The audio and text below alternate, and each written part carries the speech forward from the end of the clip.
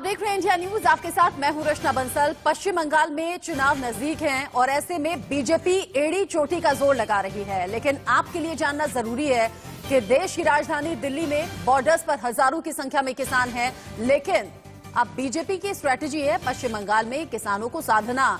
किसानों को कैसे उनका दिल जीतने में कामयाब बीजेपी हो पाएगी, इसीलिए हम सवाल खड़ा कर रहे हैं कि बंगाल की लड़ाई अब चावल तक कैसे आ गई है, क्योंकि एक मुट्ठी चावल अभियान बीजेपी की तरफ से शुरू किया जा रहा है। ऐसे में सवाल ये भी कि ममता बनर्जी आखिर कैसे पार पाएंगी बीजेपी की इस रणनीति के तहत, क्योंकि बीजेपी जमीन पर जाकर काम कर रही है। और आज इसी के चलते अब जेपी नड्डा पश्चिम बंगाल के दौरे पर भी पहुंचेंगे और पश्चिम बंगाल के दौरे पर पहुंचकर किसान के घर खाना खाकर सीधे संदेश देना चाहेंगे कि बीजेपी किसानों के लिए काम करती थी, करती है और करती रहेगी।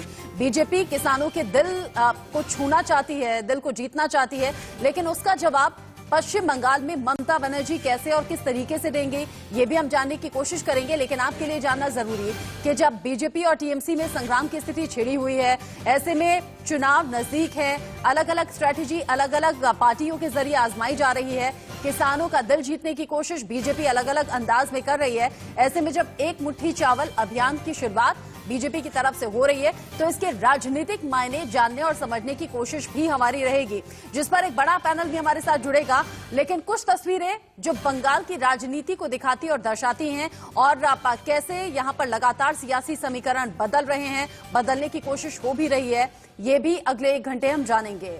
दिल्ली में घमासान की स्थिति कैसी है, ये किसी से छिपी नहीं है। देश ही नहीं, दुनिया में इसको लेकर चर्चा हो रही है, जब हजारों की संख्या में किसान हैं। ऐसे में बंगाल में चावल दान इस अभियान के जरिए क्या बीजेपी किसानों को दिल जीतने में कामयाब हो पाएगी?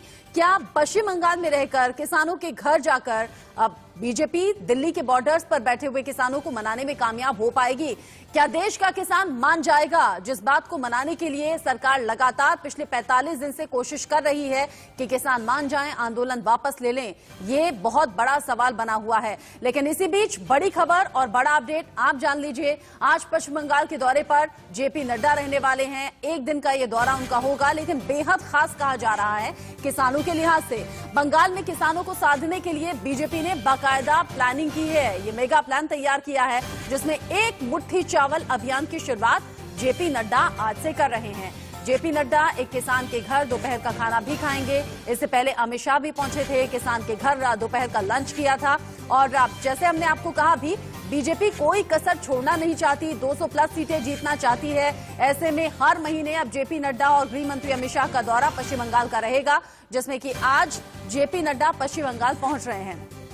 एक मुट्ठी चावल अभियान का मकसद क्या कुछ है बीजेपी के लिए, कैसे बीजेपी किसानों को साधने की कोशिश कर रही है, ये आप जान लीजिए। बीजेपी एक मुट्ठी चावल अभियान क्यों शुरू कर रही है, बंगाल में इस अभियान का क्या मकसद है, ग्राफिक्स के जरिए आप जान लीजिए और समझ लीजिए। बीजेपी आज से एक मुट्ठी चावल अभियान की शुरुआत कर रही है। किसानों के घर घर जाएगी, 74 लाख किसानों से कनेक्शन बनाने की कोशिश होगी, किसानों को लुभाना चाहती है। बंगाल चुनाव को किसान आंदोलन की आंच से दूर रखने की एक कोशिश भी है। इधर दिल्ली में नाराज है किसान, लेकिन पश्चिम बंगाल में किसानों के घर जाकर बीजेपी किसानों के साथ भावनात्मक कनेक्शन बनाने की कोशिश में है।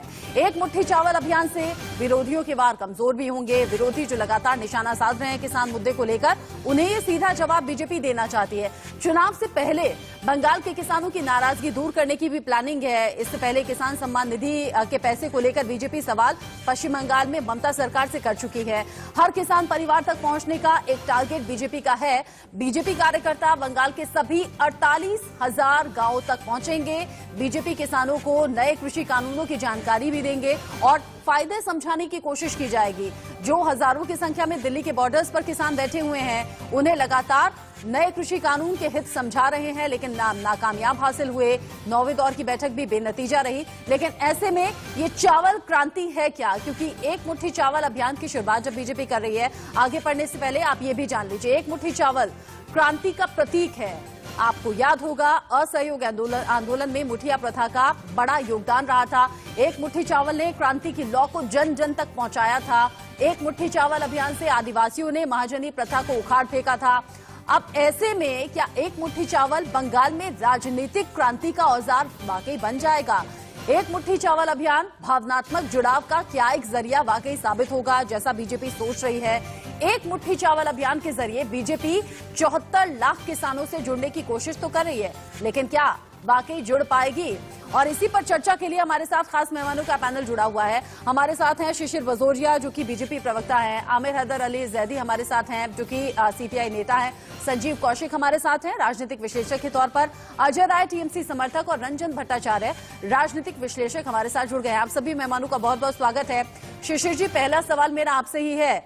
एक मुट्ठी चावल अभियान की शुरुआत जो बीजेपी कर रही है, एक तरफ दिल्ली में हजारों की संख्या में किसान नाराज बैठे हुए हैं, कल की बातचीत भी बेनतीजा रही, किसान नाराज होकर 26 जनवरी और उससे आगे की प्लानिंग कर रहे हैं, और आप पश्चिम बंगाल में किसानों के जरिए ही उनका दिल जीतने की कोशिश कर रहे हैं। ये क्या पश्चिम बंगाल में किसानों के घर घर पहुंचकर दिल्ली में बैठे किसानों को मनाने की भी कोशिश है?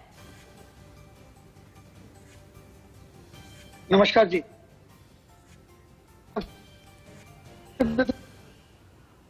बंगाल चावल अभियान और ये किसानों के घर अपने आप में बहुत बड़ा प्रोग्राम है, मगर ये अकेला नहीं है, ये हमारे एक श्रृंखला में। इसके पहले जब नड्डा जी आए थे तो मछुआरों से मिले, डायमंड हार्बर जाके मछुआरों से मिले थे, अभी किसानों से मिलेंगे। ये पूरे पश्चिम बंगाल के हर वर्ग के लोगों तक हमारे जो नेतृत्व है वो पहुंचेंगे, और हमारी पार्टी पहुंचेगी, हमारी इकाई पहुंचेगी। जहां तक दिल्ली से आपका जो प्रश्न है, मेरा तो एक ही, मैं कलकत्ते से बैठ के जो दृश्य देखता हूँ आप लोगों के पर्दे में, क्या वो किसानों का आंदोलन है या हमारे भाजपा के विपक्ष पार्टियों का आंदोलन है? क्योंकि जब उनसे पूछा जाता है कि भाई आपके क्या नाराजगी है वो बताइए, एक सूची दीजिए, वो कुछ नहीं आता है।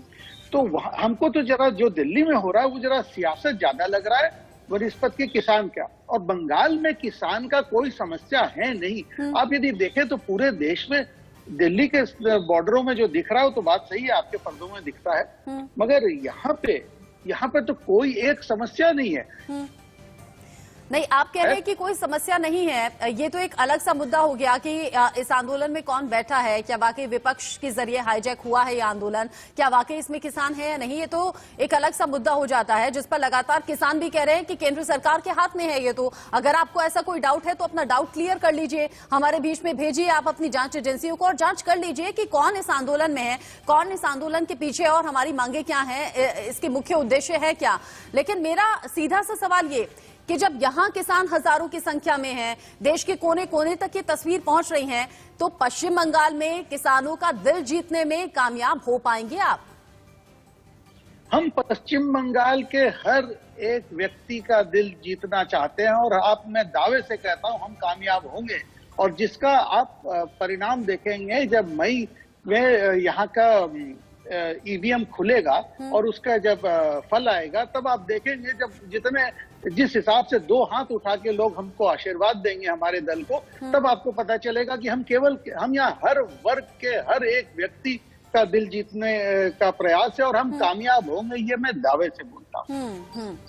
आप आमिर हैदर साहब, जिस तरीके से बीजेपी की स्ट्रेटेजी है, आप समझिए कि पिछले साल यानी 2020 में ही उसने तो आगे की स्ट्रेटेजी तैयार भी कर ली, और बहुत पहले से पश्चिम बंगाल में 200 प्लस सीटें जीतने का दावा भी कर लिया, उसको लेकर जमीन पर जाकर काम कर भी रही है। एक तरफ टीएमसी है, ममता बनर्जी एग्रेशन के साथ मैदान में है, एक तरफ बीजेपी स्ट्रेटेजी तैयार कर रही है। आपकी तैयारी क्या है पश्चिम बंगाल को लेकर?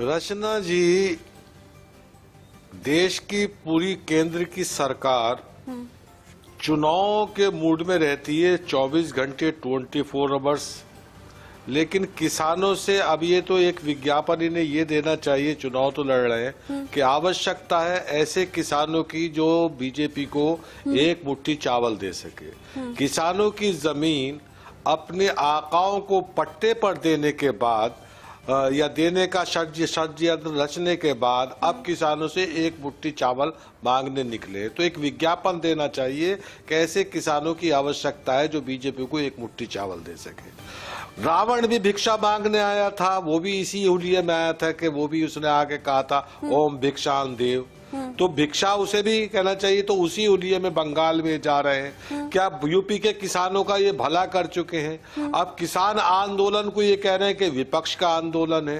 तो जाके आप ये अन्ना हजारे वाला आंदोलन नहीं जो रामलीला ग्राउंड में हुआ था, जो आरएसएस फंडेड था, ये किसानों का आंदोलन है, शुद्ध किसानों का है। और अगर इसमें विपक्ष अपनी राजनीति कर रहा है तो ये जाके किसानों को समझा दे, उनकी मांगे मान ले और उन्हें एमएसपी दे दे। किसान मांग क्या रहा है? एमएसपी।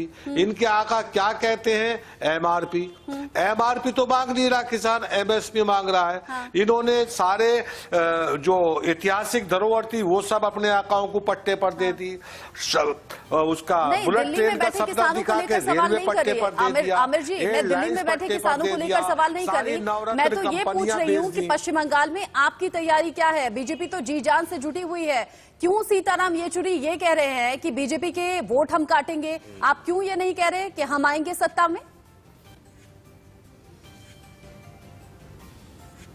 देखिए, सीताराम येचुरी ये तो नहीं कह रहे बंगाल के चुनाव के अंदर ये मुद्दे तो हो नहीं सकते कि किसी चीफ मिनिस्टर का भतीजा किसी पार्टी के अंदर आ गया या एक गैंग ने दूसरे गैंग को पत्थर मार दिया। बंगाल का चुनाव इन मुद्दों पर तो होगा नहीं। बंगाल का चुनाव होगा बेरोजगारी पर, शिक्षा पर, स्वास्थ्य पर, किसानों की समस्याओं पर, मजदूरों के पलायन पर। अगर इन मुद्दों पर बात करनी है तो आए बीजेपी डिबेट कर ले। जो बंगाल की जनता इतनी वो नहीं है।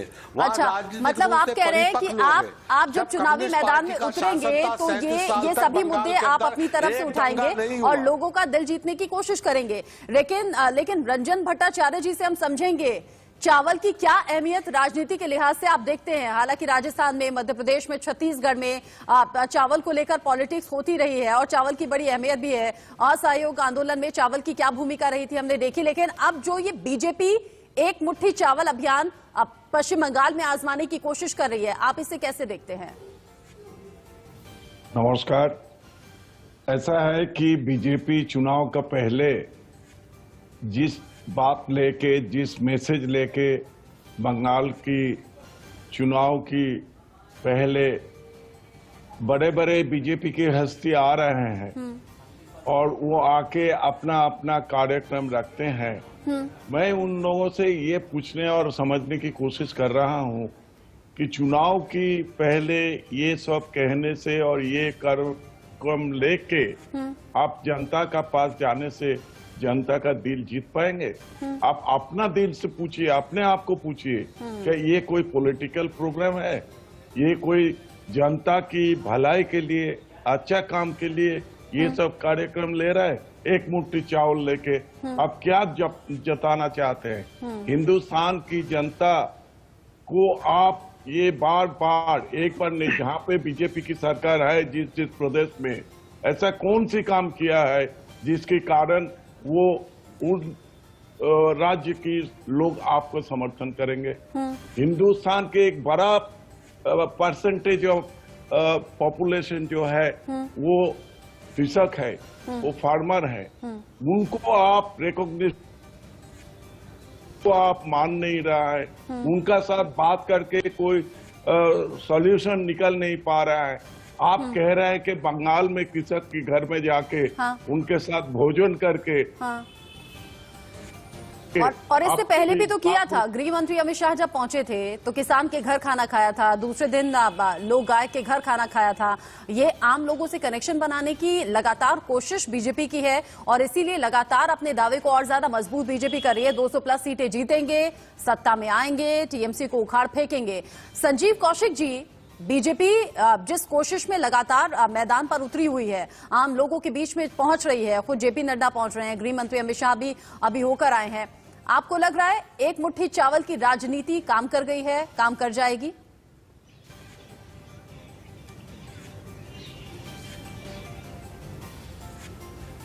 देखिए रचना जी, ये एक मुट्ठी चावल काम करे या नहीं करे, इतना तो तय है कि इनके 73 लाख किसानों के बीच में जाकर के एक मुट्ठी चावल मांगने का मतलब ही यही है कि इनको इस बात का एहसास हो चुका है कि किसान हमसे नाराज हैं, किसानों के साथ हमने नाइंसाफी की है और किसानों को मनाने की कवायद शुरू कर दी गई है।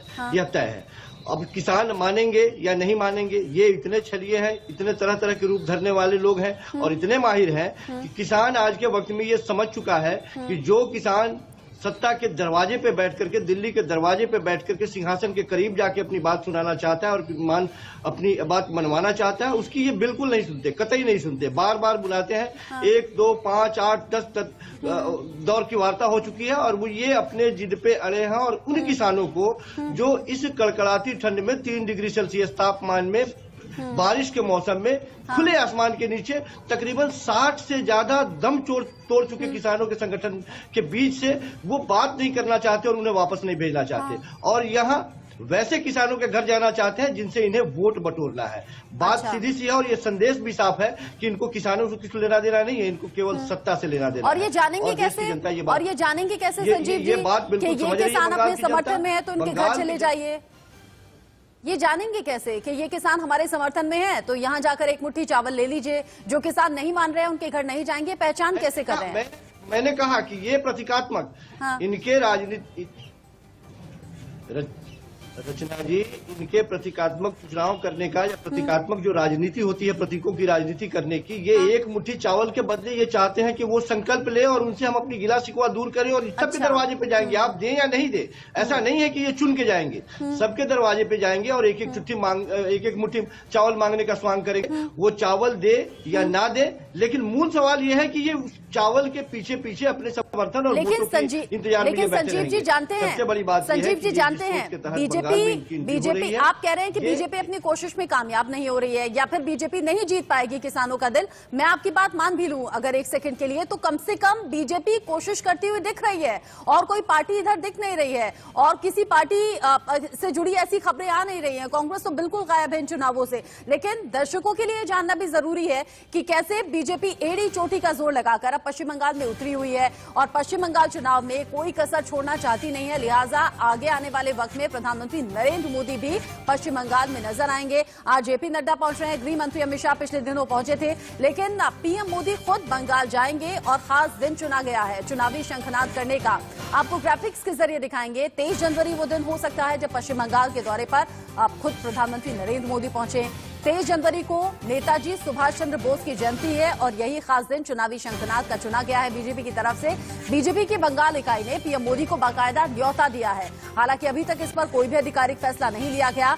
हर महीने पीएम मोदी बंगाल का दौरा कर सकते हैं आने वाले वक्त में, क्योंकि विधानसभा चुनाव में बीजेपी अब पीएम के चेहरे पर चुनाव लड़ने वाली है। लेकिन हाँ, गृह मंत्री अमित शाह ने यह साफ कर दिया कि मुख्यमंत्री बंगाल से ही होगा। नाम क्या होगा, कौन चेहरा होगा, इसको लेकर अभी तक कोई जानकारी बीजेपी ने नहीं दी है। लेकिन बंगाल की सियासत में कितनी करवट है, कैसे लगातार सियासी समीकरण बदल रहे हैं, आप देखिए। पश्चिम बंगाल में कुल 294 विधानसभा सीटें हैं। बीजेपी लगातार ये दावा कर रही है कि 200 प्लस सीटें हम जीतेंगे। 2016 में विधानसभा चुनाव में टीएमसी को 211 सीटें मिली थी। टीएमसी फिलहाल सत्ता में है, लेकिन बीजेपी कह रही है टीएमसी को उखाड़ फेंकेंगे। लेफ्ट को 33, कांग्रेस को 44, बीजेपी को मात्र 3 सीटें मिली थी। लेकिन जानते हैं बीजेपी के हौसले लोकसभा इलेक्शन से मजबूत हो गए। 2019 के लोकसभा चुनाव में बीजेपी ने शानदार प्रदर्शन किया और वहीं से बीजेपी की स्ट्रेटेजी तैयार हो गई आगे आने वाले विधानसभा चुनाव को लेकर। 2019 लोकसभा चुनाव में टीएमसी का वोट शेयर 43.3% रहा था, लेकिन बीजेपी ने अच्छा खासा प्रदर्शन किया, जिसमें बीजेपी को 40.3% वोट मिले। आप समझ सकते हैं कि सत्ता में मौजूद, सत्ता में काबिज है टीएमसी और उसके लगभग बराबर अगर वोट परसेंटेज बीजेपी का है तो हौसले क्यों बुलंद ना हो। 18 लोकसभा सीटें पश्चिम बंगाल में बीजेपी की तरफ से जीती गई थी 2019 में और इसीलिए बार बार बीजेपी आश्वस्त भी अपनी जीत को लेकर है। कह रही है 2019 में बीजेपी को कुल 2,30,28,343 वोट मिले थे और इसीलिए दावा 200 प्लस सीटें जीतने का बार बार बीजेपी के बड़े लीडर्स, बड़े शहरों के जरिए हो रहा है। 2019 में ही टीएमसी को 2,47,56,985 वोट मिले थे। ये वोट परसेंटेज है, लेकिन बीजेपी हर तरीके से एड़ी चोटी का जोर लगा रही है और इसी कोशिश में आज एक मुट्ठी चावल अभियान बीजेपी की तरफ से शुरू किया जा रहा है। दोपहर की आगे की तस्वीरें जैसे जैसे आएंगी, जेपी नड्डा पहुंचेंगे, कहां कहां जाएंगे, कैसे पूजा पाठ का कार्यक्रम होगा, ये सब कुछ आगे आप तक हम पहुंचाएंगे। लेकिन शिशिर जी, आपने बाकी पैनलिस्ट को भी सुना होगा आप किस तरीके से वो विरोध कर रहे हैं। कह रहे हैं बीजेपी का तो काम है, अलग अलग वेश ये धारण करती है, लोगों को इसी तरीके से अपने जाल में फंसाती है। जब दिल्ली के बॉर्डर पर किसान नाराज हैं तो कैसे पश्चिम बंगाल में जाकर किसानों का दिल जीत लेंगे आप? देखिए, मैं जरूर सुना, मैं केवल आपको दर्शकों को एक बात बताऊं, बंगाल का जो चुनाव है वो होने वाला है बेरोजगारी, शिक्षा में जो घोटाला हो रहा है, यहाँ पर जो सिंडिकेट राज चल रहा है, जो लोगों से जबरन रुपया ऐंठा जा रहा है, ये सब के ऊपर किसान निधि, यहाँ पर लोग बोलने को तो आ गए हैं मगर किसान सम्मान निधि का पैसा नहीं किसानों तक अभी पहुंचाया कह जा दिया रहा है। ना, ममता बनर्जी ने कह दिया अभी कुछ दिन पहले ही कि कोई दिक्कत नहीं है, किसान सम्मान निधि का पैसा मिलेगा किसानों को। लगातार बीजेपी पिछले दिनों इस मुद्दे को भुना रही थी, ममता बनर्जी ने दूर कर दिया अब ये डाउट। कहाँ दूर किया जी, कहाँ दूर किया? वो सर पिछले बोलते दिनों हैं ही ममता कि बनर्जी ने ये कहा है किसान सम्मान निधि का पैसा ये- किसानों को मिले, इसमें कोई दिक्कत राज्य सरकार को नहीं है। अभी पिछले दिनों ही कहा। राज्य सरकार को नहीं है कि यदि केंद्र सरकार वो पूरी राशि राज्य सरकार को ट्रांसफर कर दे, डायरेक्ट ट्रांसफर किसानों के पास ना जाए, क्योंकि यहाँ सबको को पता है, पश्चिम बंगाल के एक एक व्यक्ति को पता है कि वो पैसा उनके हाथ नहीं लगेगा, जैसे आयुष्मान भारत उनके हाथ नहीं लगा है। हाँ। अब जो आपने आंकड़े, बहुत अच्छे आंकड़े आप दिखाए, मैं आपको आपका ध्यान एक दूसरे पे आकर्षण को, केवल 18 सीट जीते नहीं है लोकसभा में और 40.3% का वोट हमें केवल नहीं मिला है। देखिए इसका विधानसभा के सीटों पे क्या इसका असर पड़ा है। में हमारी बढ़त है जिसमें 61 सीट वैसे हैं जहां 50% से अधिक वोट लेके बढ़त हासिल किए हैं। 130 विधानसभा आसनों में हम द्वितीय रहे हैं। तो यदि ये हमारा स्थिति है तो हम हमारा जो लक्ष्य है कि हम 200 पार करेंगे, ये तो कोई बहुत बड़ा लक्ष्य है ही नहीं। जब आप देखते हैं 61 सीट में हम 50% से अधिक हैं और बाद बाकी 60 में हमारी बढ़त है, तो 121 में जब बढ़त ऑलरेडी हो गई है और 130 में हम द्वितीय हैं, और जिस हिसाब से यहाँ पर ये जो एक मुट्ठी चावल है, ये क्या चीज का प्रतीक है? हम भिक्षा, हमारे राष्ट्रीय अध्यक्ष जी, लोग किसान जो अन्नदाता है उसके घर में, अन्नपूर्णा के घर में जाके अन्न की हम भीख मांग रहे हैं। इमोशनल कनेक्शन बनाने की कोशिश बीजेपी कर रही है, ये हम भी समझते हैं सर, ये भिक्षा की श्रेणी में नहीं आता। और अजय राय इसका बेहतर जवाब भी देंगे। अजय जी, बीजेपी जमीन पर जाकर काम कर रही है, एक मुट्ठी चावल अभियान को किस तरीके से आप देख रहे हैं और टीएमसी की तैयारी क्या है? आपको लगता नहीं बीजेपी के तर्कश में एक के बाद एक तीर छोड़े जा रहे हैं? सीए एनआरसी की बात कर रहे हैं, लव जिहाद के खिलाफ कानून लाने की बात कर रहे हैं, महात्माओं को याद कर रहे हैं, महापुरुषों को याद कर रहे हैं, स्वामी विवेकानंद का जिक्र होता है, रविन्द्रनाथ टैगोर का जिक्र होता है। टीएमसी क्या कर रही है? एक मुट्ठी चावल अभियान का जवाब टीएमसी कैसे देगी? आपने सही कहा, आपने कहा कि बीजेपी जमीन की बात कर रही है, लेकिन जो लोग जमीन से, मिट्टी से खेती करते हैं उन किसानों की बात नहीं कर रही। आपने बिल्कुल सही कहा, ये महापुरुषों की बात कर रहे हैं, लेकिन ये उन महापुरुषों को जो मानते हैं, जो जनता शांति चाहती है, अमन चाहते हैं, वहां संतरास पैदा करने की बात करते हैं। आपने सही कहा, एक मुट्ठी चावल की बात है। मैं बंगाल की एक बात बताऊं आपको, बीजेपी की तरफ से जो सेंट्रल गवर्नमेंट की तरफ से बंगाल में चावल दी जा रही थी, वो दिसंबर महीने में खत्म कर दी गई। और यहाँ के जो लोग हैं, जो कभी ना कभी चाहते थे कि नरेंद्र मोदी भी बंगाल के लिए कुछ करें, आज मेरा पहला, बहुत सारे सवाल है, लेकिन मेरा पहला सवाल है, क्या नरेंद्र मोदी जी ममता बनर्जी के अगेंस्ट में खड़े होंगे या फिर अमित शाह जी खड़े होंगे? एक फेस तो होना चाहिए बीजेपी का। दूसरी बात है, आप बंगाल में अगर आकर देखें, यहाँ पे किसानों को पिछले 2011 में हम जीतने के बाद अभी तक किसानों की जो इनकम है उनमें 5 से 10% का उनका इनकम बढ़ा है। किसान के जो रिजल्ट है, आप अगर देखें, हम किसानों को आवास योजना के तहत में घर देते हैं, ये बेरोजगार करते हैं। तृणमूल कांग्रेस किसानों को छत देते हैं, ये रास्ते पर लाकर खड़ा कर देते हैं। आप एक मुट्ठी चावल की बात कर रहे हैं, आप निवाला छीनने वाले सरकार हैं। आपने अपनी पार्टी ऑफिस में करोड़ों के संपत्ति लगा दिए, आपने आमफान में कुछ नहीं किया। बंगाल में आकर नरेंद्र मोदी जी आए, आमफान के दृश्य को देखा, वो चले गए। मैं एक बात बोल सकता हूँ, ममता बनर्जी एक लीडर है जो आम लोगों तक पहुंची है। यहाँ एक स्वास्थ्य साथी कार्ड है जो हम अभी दे रहे हैं, और पिछले साल बहुत हिट हुई थी। ये हमारा युवश्री है, कन्याश्री है, जो वर्ल्ड रिनॉल्ड है, वर्ल्ड ने भी इन्हें सम्मान दिया है। यहाँ युवतियों को पैसा मिल रहा है, बच्चों को एक माँ जब महिला जन्म देती है उस माँ को भी पैसा मिलते हैं, बच्चों को भी पैसा मिलते हैं। हमारी सरकार वहां से शुरू करती है हम लोगों तक पहुंचने की बात। हाँ, वो कोई डाउट नहीं है अजय जी, कोई डाउट नहीं है आपकी बात पर। ममता बनर्जी जमीन से जुड़ी हुई नेता हैं, लोगों के बीच में जाकर काम करती रही है, मैं भी जानती हूँ। वो तस्वीरें हम सबको याद है जब टाटा का प्लांट नहीं लगने दिया था ममता बनर्जी ने, किसानों के साथ जमीन पर जाकर वो जिद पर अड़ गई थी और फिर ये किसानों की जीत कही गई थी। ममता बनर्जी की छवि वहीं से मजबूत हुई थी। लेकिन आज कहां, बीजेपी को जवाब कैसे दे रहे हैं? आज जब किसान हजारों की संख्या में दिल्ली के बॉर्डर्स पर हैं, पश्चिम बंगाल का किसान क्या सोचता है, पश्चिम बंगाल के किसानों से क्या कनेक्शन बनाने की कोशिश टीएमसी और ममता बनर्जी कर रहे हैं? खुश है, पश्चिम बंगाल के किसान खुश हैं। 34 किसान सम्मान निधि का पैसा किसानों को मिला नहीं है, बार बार बीजेपी कह रही है। ममता बनर्जी की तरफ से जिद थी जिसकी वजह से नहीं मिला। बीजेपी को शायद पता नहीं है 1.5 लाख किसानों को हेल्थ इंश्योरेंस मिला है अभी। बीजेपी को शायद ये पता नहीं है पिछले लॉकडाउनों में किसानों के अकाउंट में पश्चिम बंगाल की तरफ से पैसे गए हैं। बीजेपी को शायद ये पता नहीं है जो खाद का पैसा होता है एग्रीकल्चर नहीं होने की वजह से, नुकसान होने की वजह से हमारी सरकार ने किसानों तक खुद पहुंचकर उन्हें इंश्योरेंस दिया, घर दिया, पैसे दिए हैं। बीजेपी शायद ये जानती ही नहीं है पश्चिम बंगाल में सब लोग खुश है। अगर आप देखें पश्चिम बंगाल में सबसे पहला जूट मिल खुला, लेबरों के बारे में सोचा गया, जूट मिल खोला गया।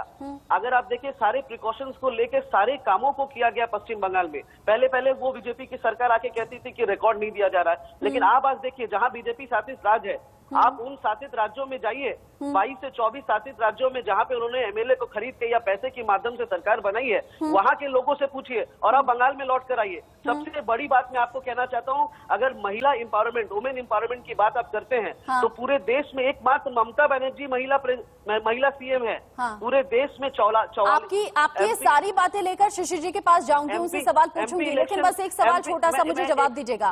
अजय जी, आपकी सारी बातें शिशिर जी जवाब देंगे और जैसे दावे आपने किए उनका जवाब शिशिर जी को देना भी चाहिए। लेकिन एक छोटा सा सवाल, गृह मंत्री अमित शाह पहुंचे थे, बहुत ज्यादा भीड़ उनकी रैली में मौजूद थी। अमित शाह ने कहा ये तो उम्मीद से ज्यादा लोग यहाँ पर अपना प्यार, अपना स्नेह दिखाने के लिए पहुंचे हैं।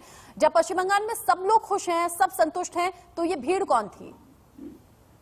अमित शाह जी जब पश्चिम बंगाल में आते हैं तो मैं आपको बहुत एक सही उदाहरण दूं। ममता बनर्जी जब भी शांति निकेतन जाती है इतना भीड़ उमड़ पड़ता है क्योंकि लोग उन्हें चाहते हैं, वो जननेत्री है यहाँ की। ममता बनर्जी एक ऐसी लीडर है, वो रोड पे चले तो इतना भीड़ हो जाए। अगर अमित शाह ये कहते हैं कि वो भीड़ उनका देखा हुआ सबसे विशाल भीड़ है, तो मैं अभी अभिषेक बंदोपाध्याय का सभा कुछ दिन पहले का है, मैं उस भीड़ को देखने के लिए कहूंगा कि हाँ अमित शाह जी आप उस भीड़ को देखिए जो अभिषेक बंदोपाध्याय, जहाँ ममता बनर्जी नहीं है, उनका हमारी एक ही लीडर है। मैं आपको क्लियर एक बात बताऊं, हमारे दल में तृणमूल कांग्रेस में एक ही नेता है, हम सब कर्मी हैं। एक कर्मी अभिषेक बंदोपाध्याय है, उन्होंने एक सभा की थी, उस सभा का भीड़ आप देख लीजिए, आपको पता चल जाएगा अमित शाह का भीड़ क्या है। आप रविन्द्रनाथ टैगोर की बात करते हैं, आपको एक शर्म आनी चाहिए बीजेपी पार्टी को। जब अमित शाह शांति निकेतन गए, रविन्द्रनाथ टैगोर के भूमि पर गए, अमित शाह का फोटो ऊपर लगा हुआ था, रविन्द्रनाथ टैगोर का तस्वीर उनके नीचे लगा हुआ था। वो अपमान करते हैं नेताजी का, वो अपमान करते हैं रविन्द्रनाथ टैगोर जी का, वो अपमान करते हैं विद्यासागर की मूर्ति को तोड़कर अपनी सभा में अपने लोगों से। पश्चिम बंगाल के लोग इस बात को जानते हैं, वहां संतरास नहीं करने देंगे। यहाँ के वोटर्स, मैं आपको बोल दूं, 2011 से ज्यादा बहुमत से हम जीतेंगे। हमने मैं आपको बहुत साफ शब्दों में कह सकता हूं, हमारे बहुत नेता जो इनके साथ बिक गए, जिनको नारदा कांड में जो अभियुक्त मानते थे, आज वो नेता इनके साथ होकर एकदम क्लीन हो गए हैं, वो गंगा की तरह धुल गए हैं। हमारे कर्मी उन नेताओं के साथ नहीं है, कर्मी अलग है, तृणमूल कांग्रेस के साथ है। आपने बहुत से सवाल खड़े कर दिए और बहुत से जो लॉजिकल सवाल हैं वो शिशिर जी से पूछने भी चाहिए। बंगाल में लड़ाई अब चावल पर आ गई है। हालांकि बंगाल में लगातार बीजेपी की तरफ से एक्शन में बीजेपी के कार्यकर्ता भी नजर आ रहे हैं, बड़े लीडर्स को आप देख रहे हैं जो कि जमीन पर जाकर काम कर रहे हैं। और आज जेपी नड्डा किसानों के घर घर पहुंचेंगे, एक मुट्ठी चावल के मायने कई निकाले जा रहे हैं। ये भिक्षा के तौर पर नहीं बल्कि एक समर्थन के तौर पर जुटाया जाएगा और ज्यादा से ज्यादा किसानों से कनेक्शन बनाने की कोशिश बीजेपी की है और सीधे तौर पर संदेश देश की राजधानी दिल्ली के बॉर्डर पर बैठे किसानों को भी भेजने की होगी बीजेपी की। पैनलिस्ट हमारे साथ लगातार बने हुए हैं। हेडलाइन से पहले शिशिर जी, अजय राय ने कई सवाल उठाए हैं और आपको जवाब देना चाहिए। बीजेपी में मुख्यमंत्री पद का कोई चेहरा अभी तक आपकी तरफ से फाइनल नहीं किया गया है। अजय राय पूछ रहे हैं प्रधानमंत्री के नाम पर चुनाव लड़ेंगे, अमित शाह के नाम पर चुनाव लड़ेंगे, मुख्यमंत्री आखिर होगा कौन? कम से कम टीएमसी का एक चेहरा ममता बनर्जी तो हैं, जिन्हें लोग जानते हैं कि मुख्यमंत्री के तौर पर चुनना है। बाकी कह रहे हैं किसानों के लिए इतना ज्यादा काम कर लिया है जितना तो केंद्र सरकार ने नहीं किया।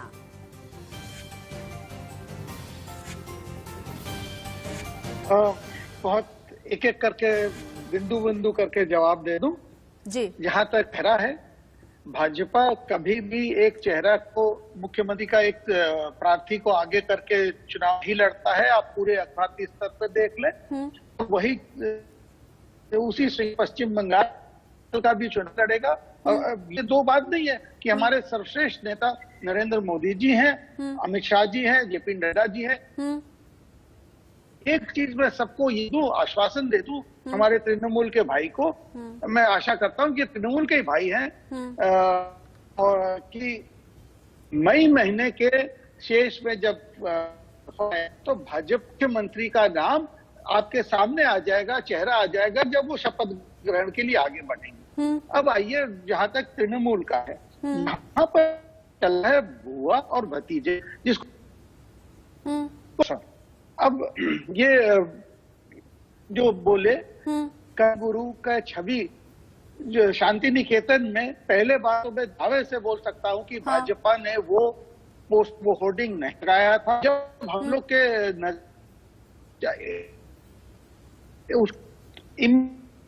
बट ये हम लोग ने नहीं लगाया।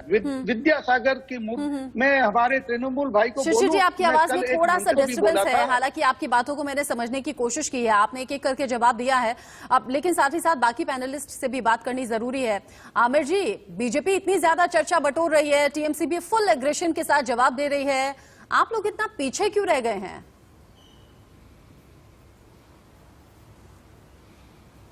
हम पीछे नहीं हैं। रोटी आंदोलन का विरोध करने वाली एक मुट्ठी चावल मांगने निकली है। बहरहाल इतिहास के पन्नों से ही बात करनी पड़ेगी।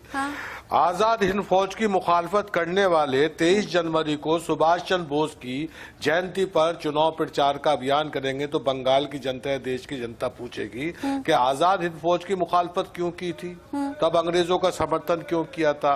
1906 से 1907 तक अजीत सिंह और किशन सिंह ने अंग्रेजों के खिलाफ आंदोलन किया था, 3 कृषि कानूनों के खिलाफ। उसका नारा भी था पगड़ी संभाल चड्डा, और अजीत सिंह और किशन सिंह शहीद हुए थे। इस आंदोलन के अंदर 50 जवान शहीद हो गए। उन शहीद जवानों के परिवारों से एक मुट्ठी चावल की भिक्षा मांगने निकले हैं, रावण के भेष में निकले हैं। सवाल ये बनता है कि किसान एमएसपी मांग रहा है, ये कह रहे हैं हम सम्मान निधि देंगे। 20 रुपए लीटर का पानी पीने वाले दिल्ली के अंदर बैठ के, और आप 17 रुपए किसान को दे के कह रहे हैं कि हम सम्मान कर रहे हैं। आमिर जी, मैं आपसे पूछ रही हूँ कि आपकी तैयारी क्या है? मैं पूछ रही हूँ आपकी तैयारी क्या है? आप बीजेपी नहीं, आप बीजेपी की तैयारियों पर सवाल खड़े कर रहे हैं। मैं पूछ रही हूँ आपकी तैयारी क्या है? रंजन जी, कहा जाता है कि देश का जो किसान है वो बहुत भोला भाला होता है, बहुत ही ज्यादा भावनात्मक तरीके से जुड़ जाता है लोगों से, और यही काम बीजेपी भी अब कर रही है। कहते हैं कि किसान के घर अगर आप जाएंगे कुछ मांगने के लिए तो खाली हाथ तो वो लौटाता नहीं है, आपसे भावनात्मक तरीके से जुड़ जाता है। ये जानते हुए समझते हुए बीजेपी की कोशिश है किसानों को जोड़ने की। बिल्कुल ये कोशिश है, और मैं आपको एक बात बताना चाहता हूँ बहुत सीधी तौर से कि बंगाल में ये बजोरिया जी सही बोला, कृषक का कोई आंदोलन नहीं हो सकता है, क्योंकि यहाँ का सरकार और ममता बनर्जी मुख्यमंत्री के हिसाब से इतने काम कर चुके हैं कि इनकी कुछ मांगने की जरूरत नहीं है। वो मांगने के पहले उनके पास मिलते हैं। रंजन जी, माफी के साथ आपको रोक रही हूँ और आप सभी का धन्यवाद भी करना चाहूंगी।